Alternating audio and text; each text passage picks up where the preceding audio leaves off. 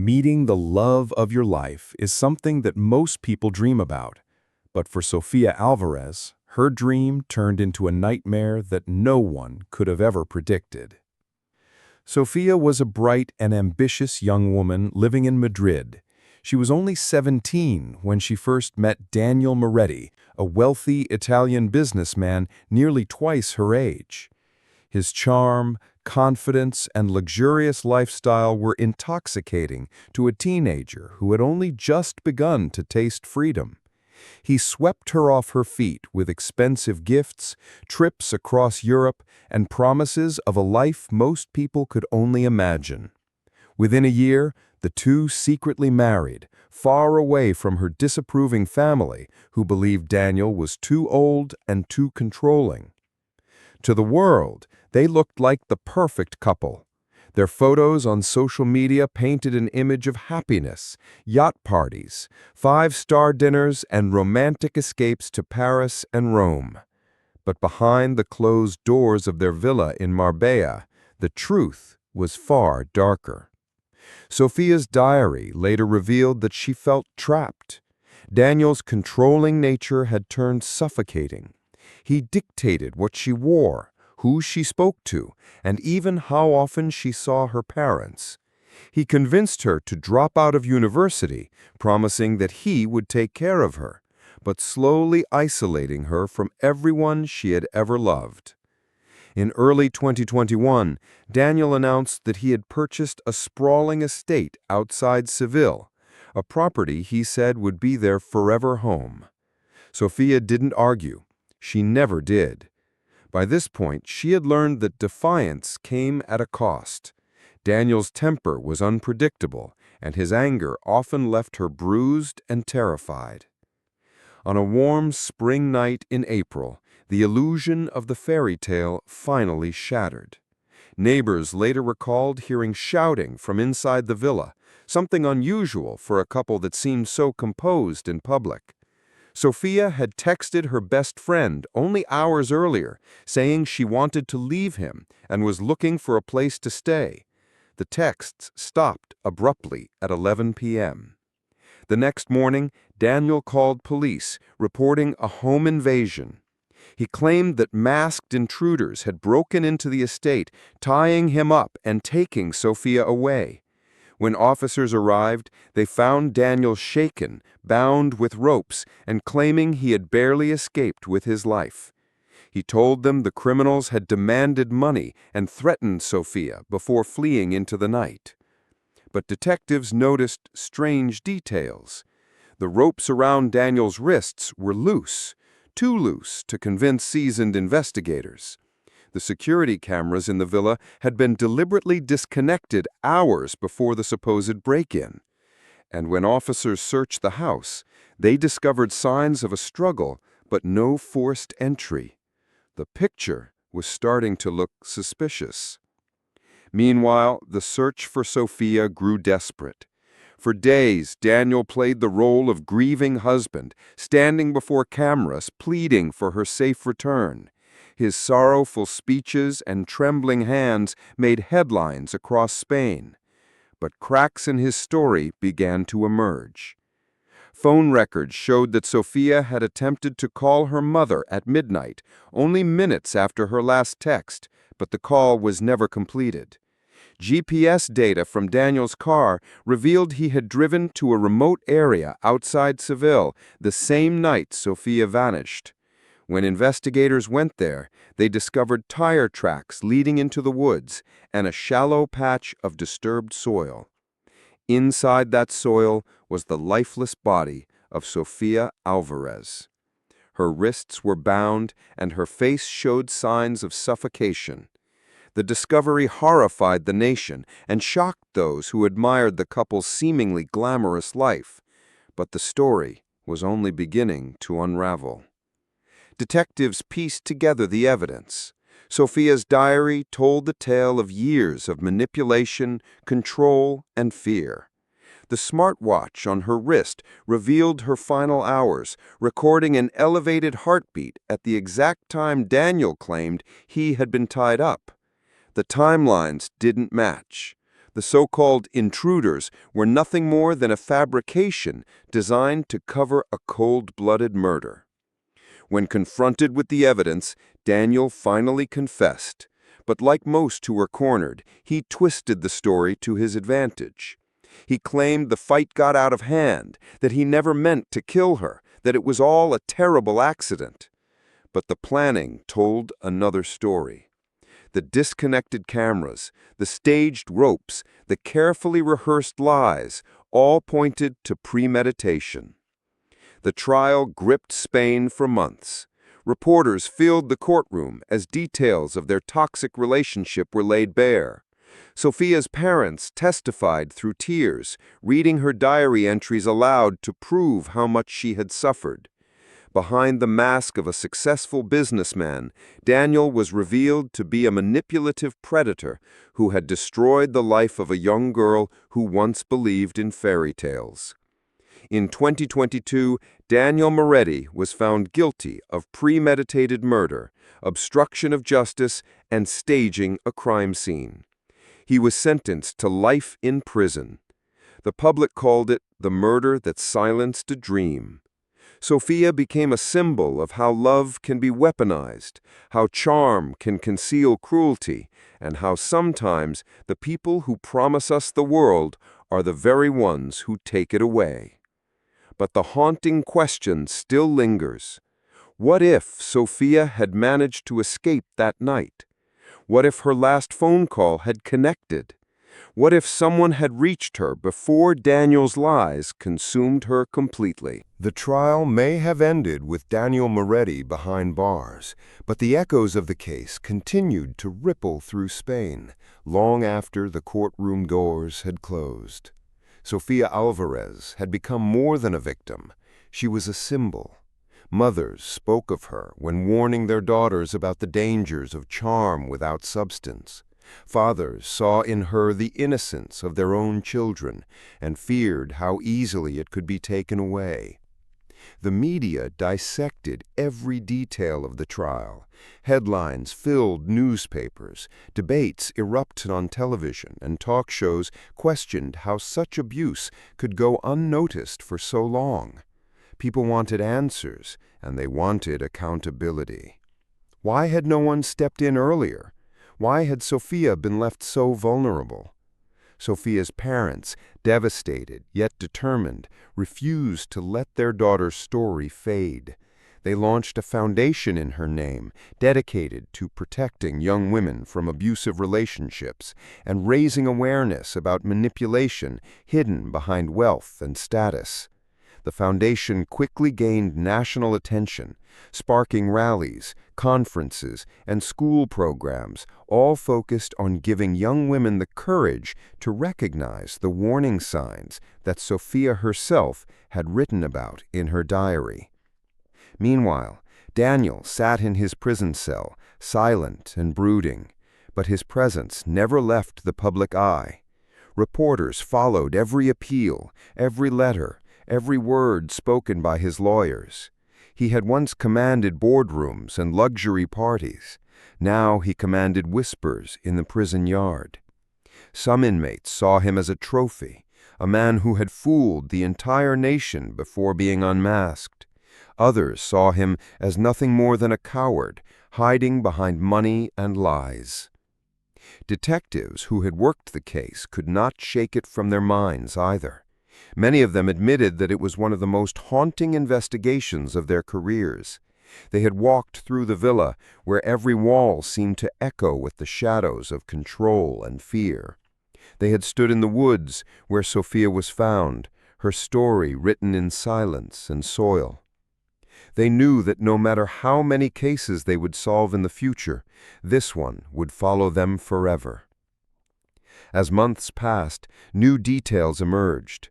A journalist uncovered records showing that Daniel had been involved in shady business dealings in Italy years earlier, rumors of fraud and blackmail that had never reached Spanish authorities. It painted a darker portrait of the man behind the mask and suggested that Sofia might not have been the first person to suffer under his cruelty, though she had been the one to pay the highest price. Sofia's best friend, the one who had received her final messages, struggled with guilt. She replayed that night over and over. What if she had called the police immediately? What if she had driven to the villa? What if she had done something, anything, to save her friend? She began speaking publicly about those feelings, urging others to act quickly when they saw warning signs. She said, "Silence is what killers depend on." The villa outside Seville was eventually sold, but no one stayed there long. Tenants claimed the atmosphere was heavy. Doors creaked without wind, and lights flickered without cause. Some said it felt as if Sofia's presence lingered, as if she was demanding the world never forget her story. The property became a symbol of tragedy, a place people pointed at while driving past, whispering that this was where the dream ended. But Sofia's story was not ending. It was spreading. It was being told in classrooms, on television, in whispered warnings between friends. And as each year passed, her foundation grew stronger, turning pain into power, ensuring that even though her voice had been silenced, it still echoed louder than Daniel Moretti could have ever imagined. The world had seen the mask fall away from a man who once seemed untouchable, and had witnessed the quiet strength of a girl who never got to live the life she dreamed.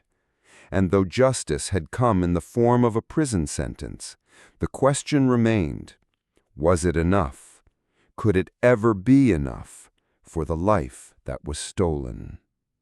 And so the story continued to live, not in courtrooms, not in headlines, but in the hearts of those who vowed that Sofia Alvarez would never be forgotten. Inside the prison walls, Daniel Moretti quickly discovered that wealth and charm carried no value. Men who had nothing left to lose looked at him with contempt. Some taunted him, others ignored him, but a few wanted to hear his story, curious about how a man who once dined with politicians and celebrities had ended up in the same gray uniform as them. Daniel tried to hold on to his arrogance. He requested special treatment, expecting the guards to bend to his demands, but they did not. In prison, he was just another number, another inmate waiting in line for meals and following rules he once thought beneath him. That loss of control gnawed at him every day. He paced his cell endlessly, replaying the night Sofia died, sometimes convincing himself that it had been an accident, sometimes whispering that he had no choice. But deep down, he knew the truth.